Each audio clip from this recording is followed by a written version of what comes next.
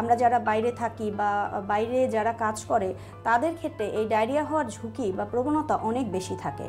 এটির একটি বিশেষ কারণ হলো তারা যেখানে সেখানে পানি খাওয়া, শরবত বা জুস যেগুলো খোলা অবস্থায় পাওয়া যায় সেই খাবারগুলো কিন্তু গ্রহণ করে ফেলে।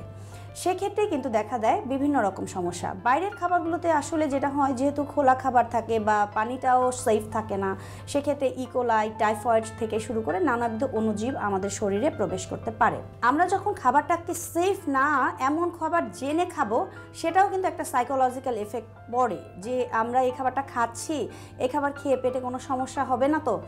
এই যে একটা চিন্তা করলাম, এই চিন্তা করলেও কিন্তু পেটের মধ্যে কিছুটা গন্ডগোল হতে পারে। যারা লুজ মোশন আছেন তাদের ক্ষেত্রে আমি অবশ্যই বলবো কি খাবেন কি খাবেন না, তার আগে বলবো কি খেলে ডায়রিয়া হতে পারে।